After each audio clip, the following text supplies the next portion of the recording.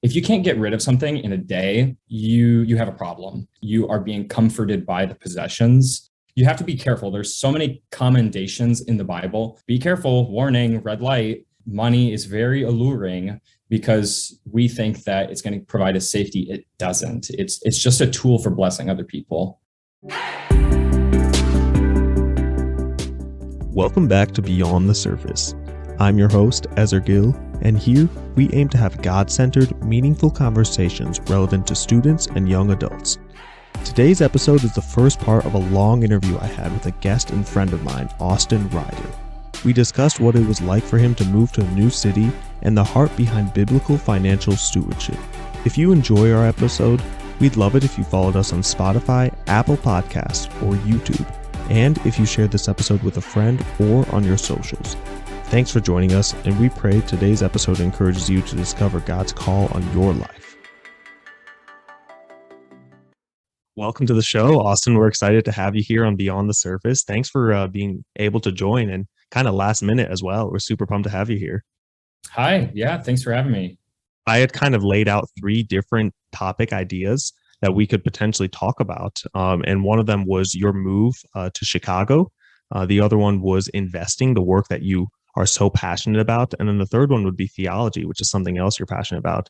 And Austin, you chose all of them. You said, hey, yes. I want to talk about all of them, which I'm super excited about. So this episode is going to be a little different. It's kind of going to be a bit of a lightning round of just all these 3 different topics and your thoughts on them and what you have to share about each of them.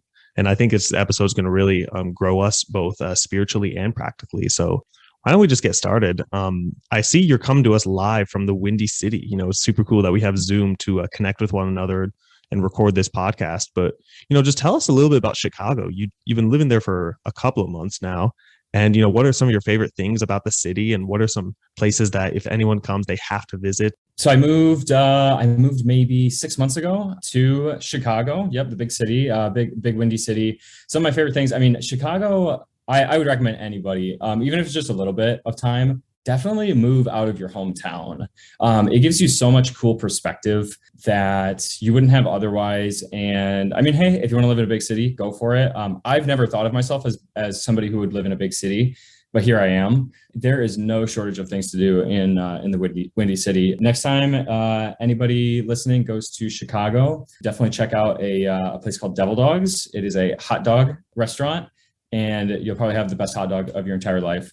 But no, it's awesome. There's so much to do. Do not park on the streets overnight if you do not have a parking pass. I was given a parking ticket and I live here. Chicago is brutal with parking passes. Just sort of a heads up. But other than that, living out here has been tremendous. I've learned so much. Our college campus in our hometown, that's notorious for the parking tickets. And I thought that was brutal. I had no idea Chicago's crazy like that. The best part about it is they do a street cleaning I think it's like every Monday or some such. And so not only did I get a $60 ticket, my car was also blasted with dirt and grime right after I went to a car wash, like the day or like a couple of days before. So it's pretty great. But yeah, no, Chicago's awesome. It's basically like a smaller, cleaner New York City, minus the Pizza Rat. Anybody know Pizza Rat from New York City? It's a great time out here. What has moving really done with your faith, and what do you think God has kind of taught you in this season of living away from your hometown? And you mentioned you recommend living away from your hometown. Why is that? And then I guess a follow-up question: what advice would you have for anyone who's maybe about to move into a new area? They're a little nervous about it, and they're not really sure what to do. My first impression moving out was just in trepidation. I was kind of nervous to move out, mostly, I mean, for the reasons that anybody would think of in moving out. It's a new place. You have to make new relationships, maybe a new job, stuff like that. My advice to somebody moving out would be, don't worry so much. I really worked myself up about moving out and just made this huge stink of it. And it turned out like where I moved to was exactly where I needed to be placed. The reason I say that you need to move out of your hometown at least once in your life, like you got to think about how big the world is and how many different perspectives there are that you don't have because you live in the same, like in the same place. Like if you have lived in the same place for so long, which fair dues, there's really nothing wrong with, living in your hometown. I lived in Michigan, moved back to Michigan. So really like lived in Michigan for like 20 years in my hometown. It's great. Like it's fine, but you are offered so much more challenge in your life, which is really like what grows you as a person, is the challenges of your life. If you aren't being challenged, you're probably drifting backwards, which is like a whole nother topic. And I think that's even pertinent to like your work home life, especially as it relates to where you live. I'm currently reading the 15 Invaluable Laws of Growth by John Maxwell. And one of the laws is the law of environment, where he talks about how you have to exit and leave the environment you've always been familiar with and what you've always known in order to grow. And you have to intentionally get yourself out of where you've always been and into a new area if you want to challenge and develop yourself, even if the environment you're in is good. Even if it's comfortable, it's not growing you. You have to be uncomfortable. You have to be out of the norm and into a place where you can actually challenge and develop yourself and ultimately find out who you really are. There's a book called The One Thing You Can't Do in Heaven, and it's evangelism. There's also like a couple other things you won't need in heaven, and that's perseverance, because there's no trials in heaven. You're not being persecuted. There's no suffering in heaven. You are only going to be sharpened when you are, like I said earlier, when you're challenged. If you don't put yourself in an environment where you're being persecuted, when you're being challenged, when there's a degree of suffering, something's not quite right, you're not learning. Like you can't be on vacation your entire life. You're just not going to learn anything. My biggest takeaway, and I really hope this is encouraging for somebody who's maybe like on the fence about moving, not to say like everybody needs to move. There's also something so like psychologically comforting about just having a home. Like even if you've lived there for 6 months, like there's just something special about having a home to share with somebody, have friends over, stuff like that, where you feel like you belong. That is something like deeply psychologically important. But if you do feel yourself being stagnant in the environment that you're in, my biggest fear about moving was the lack of community aspect. If I can encourage anybody about that, it really is not as hard as you think it is going to be. I would say I'm personally an introvert, but I'm quite outgoing. And even for me, with those two characteristics, I thought like nobody's going to talk to me. Like I'm not going to be able to like find friends. It's just going to be like these weird like work relationships, and like I'm just like check in, check out, that kind of a thing.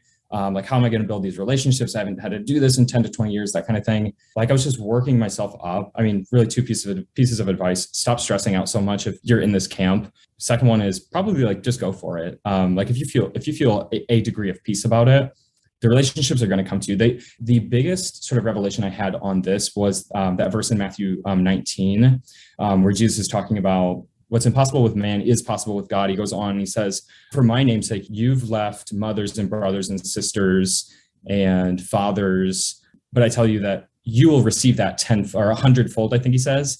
That has been so characteristic of me. Like I've left literally mother and father and brothers and sisters in Christ. And the coolest part about moving, again, I've only been inserted in like a new like church community for just a couple of months, but I have had added to me mothers and sisters and brothers and fathers. It's just the coolest thing. Like the family of God is just like literally like the coolest thing, just how connected everybody is. And it really is just like it's like you've never met them before, but they are your family. If this is at all encouraging for somebody listening, it's not going to be as hard as you're making it.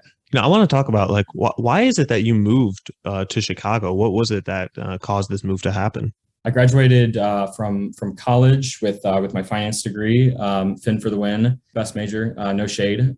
But no, I was just job searching and had a heck of a time finding a job in my hometown in Michigan, and decided to broaden my reach a little bit. But it was hard to move.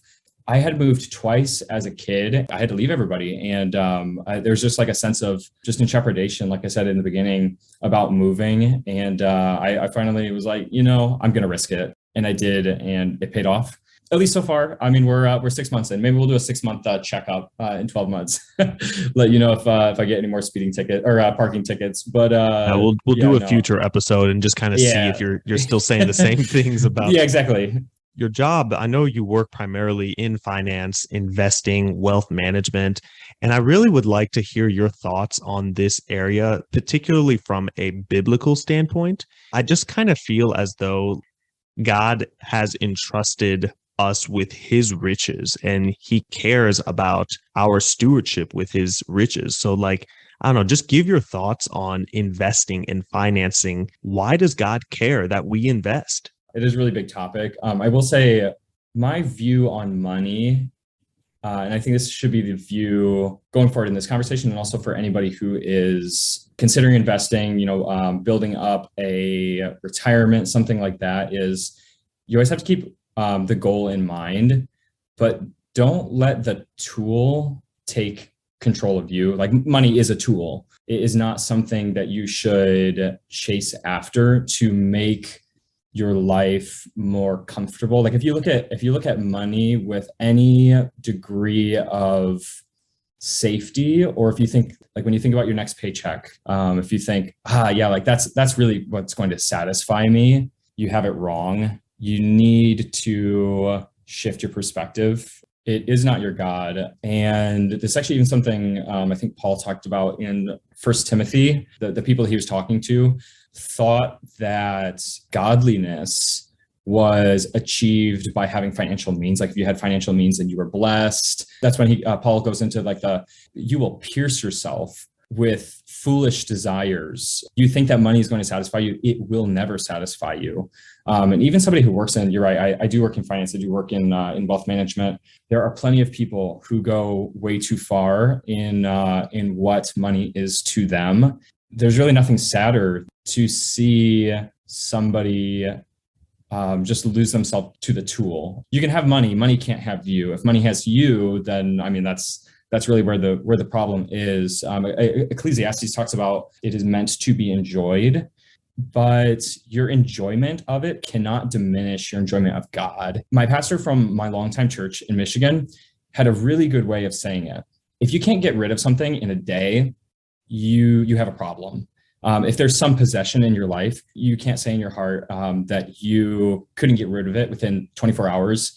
That is an indicator that you are being comforted by the possessions. Money is the same deal, whether it's like a car, me talking about a possession, or just green pieces of paper with dead presidents on them. You have to be careful. There's so many commendations in the Bible of be careful, warning, red light. Money is very alluring because we think that it's going to provide us safety. It doesn't. It's just a tool for blessing other people. I think that's really wise how you were explaining that it's a tool. It's not our God, and it's not something that we should find our safety or our identity in. That being said, it is absolutely a tool. It's not good or evil. It's just a tool. It can be used for evil. It can be used for good. I think God has called us to leverage wealth and finances for his kingdom and for the establishing of his glory, and to point people more towards him. And I think that can be done really effectively when we manage our money well and when all the glory goes back to him. How do we do that? Like, how do we glorify God with our money and not the money itself?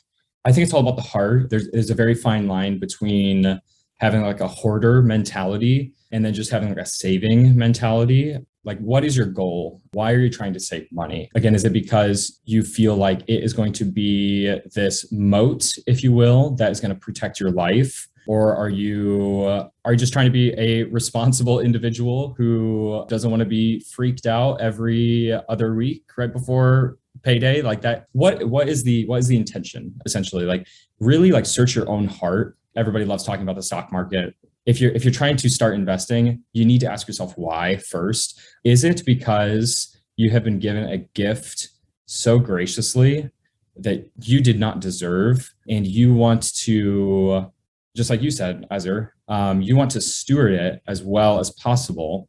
I think that's probably a good heart to have. Or is it because, when you grew up, you had some sort of past where means were not available to you, and you want to make sure that that never happens to you? You got to start to be careful about about the why. Why are you doing something? It really is all about the heart. If you do find yourself more in the hoarder mentality, where it's just like, I'm just accumulating just to accumulate, just because that's what everybody else is doing. And it's not from the standpoint of, again, to use your word, stewardship of, hey, I've been so graciously given this awesome gift. There's so many people that don't have what I have. How can I manage this to the best of my ability and not just conspicuously consume my resources? You just have to be careful. You just have to be careful. You have to be asking why are you doing something?